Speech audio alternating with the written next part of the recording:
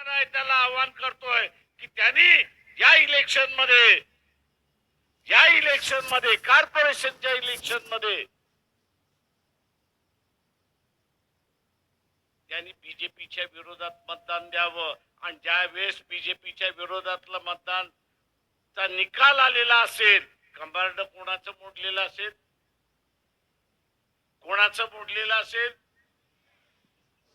हा संदेश आपण असताना मतातून ट्रम्पला दिला. काळजी करू नको, तुझं काम आम्हीच करून फते करून टाक. आणि जे काय पाकिस्तानला शस्त्र देतोय ते थांबून टाक. कशी असणारी परिस्थिती. पाकिस्तानला फक्त अमेरिका शस्त्र देत नाही. इंग्लंड ते म्हटले की आम्ही शस्त्र देणार आहोत. फ्रान्स यांनी म्हटलं आम्ही शस्त्र देणार आहोत. जर्मनी यांनी म्हटलं आम्ही शस्त्र देणार आहोत. चायना तर देतोच आहे त्यांना, आणि रशियाने म्हटलं आम्ही त्यांना शस्त्र देणार आहोत. सिंदूरच्या 5 दिवसानंतर लागोपाठ 8 दिवसाचा असणार सोशल मीडिया आपण बघा, आणि त्या सोशल मीडियावरती त्या राष्ट्राच्या अध्यक्षाचे स्टेटमेंट तुम्हाला मिळेल.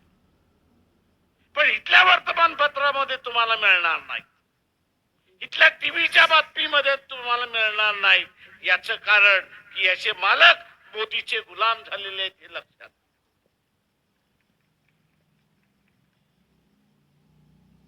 आणि म्हणून कॉर्पोरेशन मध्ये उद्या निवडून कोण येतंय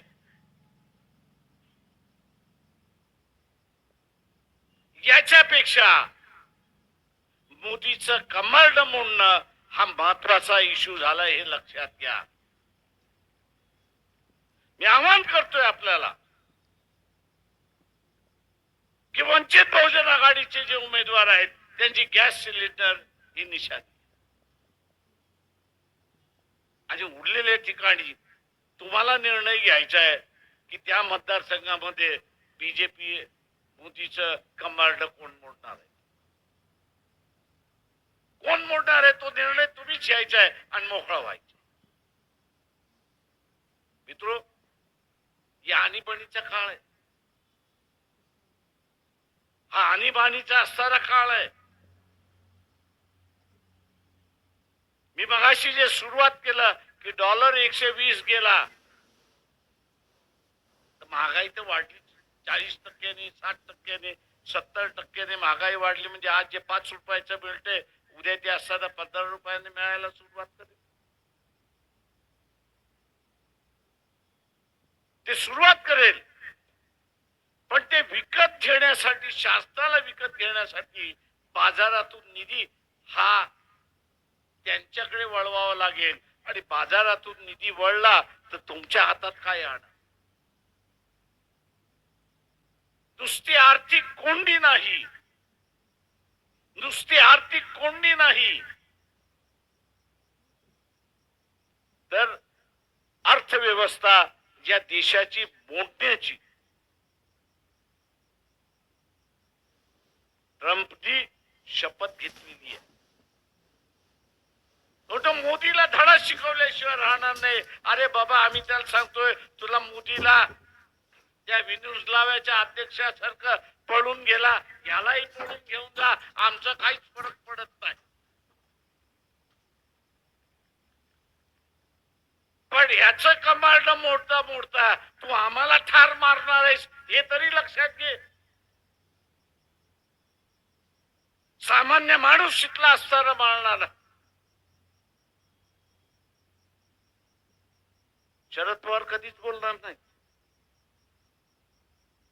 का त्यांनी इथं बोललं तर दाऊद इब्राहिम तिकडनं टन टन टन टन टन टन सुरुवात करतो.